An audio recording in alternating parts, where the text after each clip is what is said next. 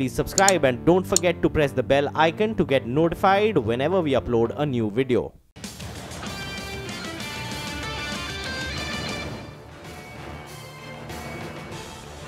Well, all eyes are going to be on Gujarat. A very, very good morning. Welcome to Power Breakfast. I'm Nigel Dsouza, and with me is Ekta Batra. Hey, Ekta, good morning. The markets have had a good run in anticipation of this day. I'm going with a color that I think that, in fact, is going to come out on top. Saffron. The orange. That's the color it should be today. And that's what the bulls are looking for. Maybe a 130, 125 plus. 10,500 should be on cards if you do see that kind of a number. 115, I think that's more or less pressed.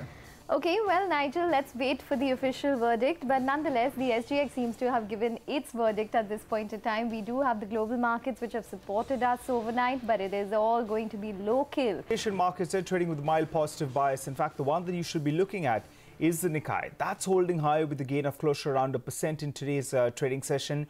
We had some economic data that came out of there, and the November trade surplus has come in at around 113 billion yen. That market's the big outperformer, sitting with a gain of closer around 1%. Well, the other couple of markets, the Kospi is more or less flattish. The last time I checked, it had moved into the red as well, so it was down around 0.1%, more or less flattish. Even the Taiwanese as well as the Straits, they're more or less flattish just to kickstart trade. In fact, as flat as can be. But the one we're going to be looking at is going to be the SGX Nifty. That's factoring in the favorable verdict. The BJP is likely to win by a good margin in Gujarat. And that's the reason why, in fact, after the big run we've seen the last couple of trading sessions, it's saying 40 points up this morning just to kickstart trade. We'll start getting the initial trends by around 8 a.m. But for starters, it should be well in the green. Okay, well, seems as though it's going to be a strong footing in terms of a start for the Indian markets. But one other thing which is really aiding us is also what took place on Wall Street. Stocks hit record highs in Friday's trading session as expectations for Republican tax bill passing increased. So the Dow Jones jumped 139 points to end at record levels.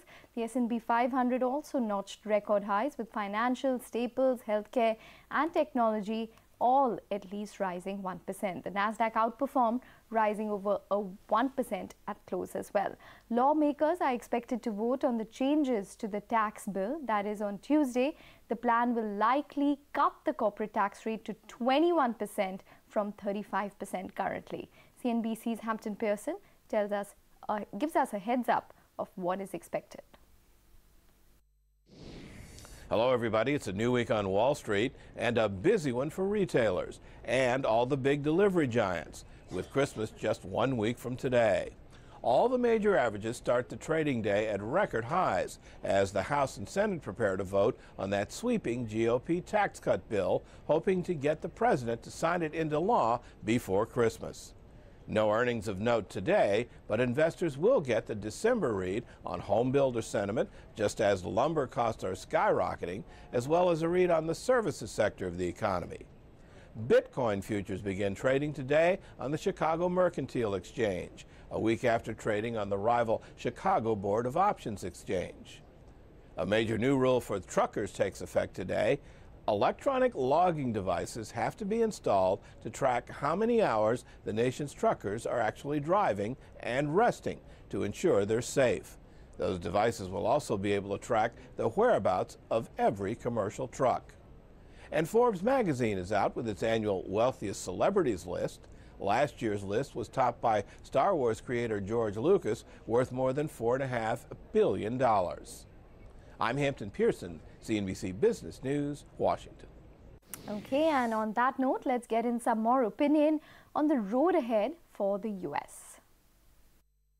You want to talk about the record highs, not only the Dow Jones Industrials, not only the S&P 500. You saw the transportation index make a new high, NASDAQ record high as well. NASDAQ, Russell 2000. Right. So you want to be very careful. We are up at very elevated valuations. Price to earnings, price to book, market price to GDP. That's Buffett's favorite. We are at record. We're at very lofty levels. So it can still go from here. The stock market's been very strong. Financials were very strong. It's probably good for financial stocks, the tax reform bill. It's good for a lot of corporate, domestically oriented stocks. It's good. But the bond market is still saying, giving a very weird message, which is we don't believe Trump's 3.5%, 4% growth. How much exactly are companies going to pay after they deal with all of their expenses and deductions? How much of that is going to be brought back on in buybacks? I mean, you could have an explosion, and I think you will, in buybacks.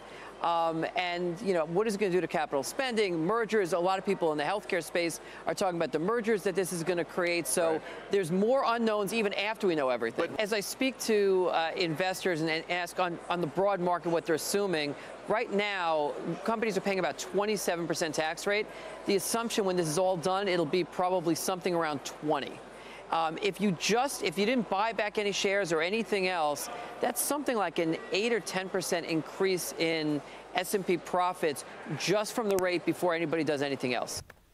Well, the European markets, they closed more or less mixed in Friday's trading session. Sentiment was curbed by concerns over plans to overhaul the tax system in the United States. So that's why we did see the CAC, in fact, ended in the red, while the other two markets, both the FTSE and the DAX, they ended with good gains. But the peripheral indices as well, the Italian index as well as the Irish index, both of them ended with cuts of close to around 0.8%. So the peripheral indices were weak. But from the emerging markets, we did have a mix of sorts. The Brazilian index and the Russian index should come up for you on the screen. Brazil ended in the green, while the Russian index did see some profit booking. Okay, well, let's tell you about the currency space then. The dollar is holding on to gains, having received a lift after the US tax reform effort has moved another step closer to ratification over the weekend. So the dollar index currently at 93.96. Okay, then in the world of commodities and crude oil prices, they're more or less stable early this morning. Both Brent as well as NYMEX holding at the levels that we saw in Friday's trading session. You're still tuned into Power Breakfast this morning on CNBC TV18. Well, back home on Dalal Street on Friday, the Nifty ended near a two-week high, but it failed to hold on to the 10,350 level. And the Sensex closed with gains of over 200 points. The broader indices also outperformed. Both the Bank Nifty and the Mid-Cap Index were up around 1%. So overall, yes, it was a good trading session and was really a comeback for the markets after the previous two trading sessions where we really couldn't hold on to higher levels. So it seems as though it's going to be a positive start today as well, Nigel. Stack up all the cues for us, and obviously elections top of mind. That's right, Ekta. And if you just take a look at the intraday chart in Friday's trading session, well, it's showing that, in fact, we ended with a gain of close to around 80 points. But if you pull up the Nifty intraday chart, you'll see that, in fact, we ended virtually at the low point of the day because some nervousness going into this big event. But in the last couple of trading sessions, from Thursday lows itself, the markets were sensing the exit polls. And that's why we've seen both the Nifty and the Nifty Bank, just from Thursday's lows, they've gained between around 200 to around 550 points approximately. But mind you, in terms of institutional buying, well, that's been absent. On a day-to-day basis, net, if you take a look at it, well, the FIs and DIs, that's the short covering that we're seeing, but that we'll just get to in a bit.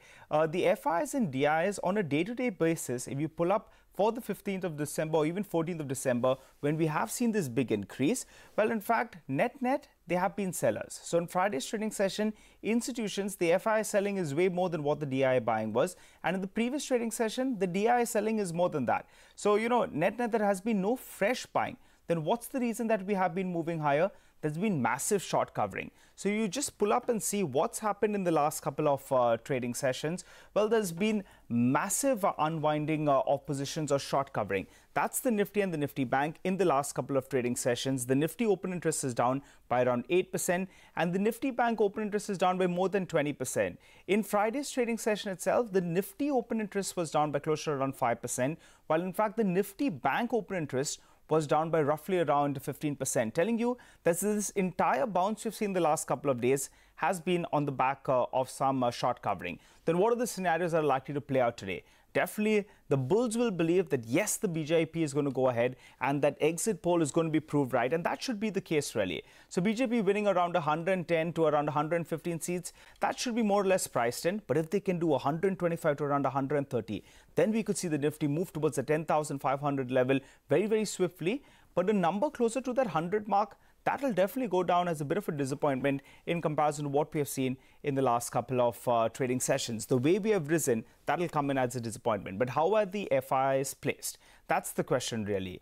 Index futures, they have unwound longs as well as shorts on the index close to around 12,000 contracts apiece. Mind you, they met net long, so there are more long positions on the index in comparison to short positions.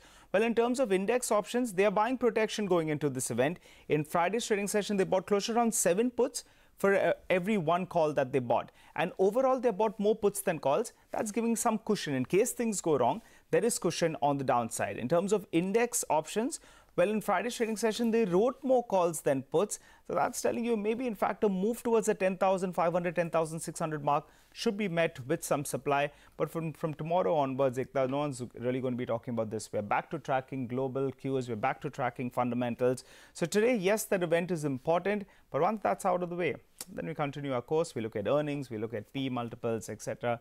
But let's see what happens next couple of hours. Yes, absolutely. We, in fact, have the budget to reckon with, and not to mention that Infosys has already come out with its earnings date on the 11th of Jan. But stocks? Yeah, there'll be some stocks that'll be in focus. So, the trend of the market is going to be more important than that. Few stocks we're looking at. JMC Projects, they won a big order win, close to around 800 crores. Remember, the last 1 year, the stock has moved from 300 to around 600 rupees. Keep an eye out on that one.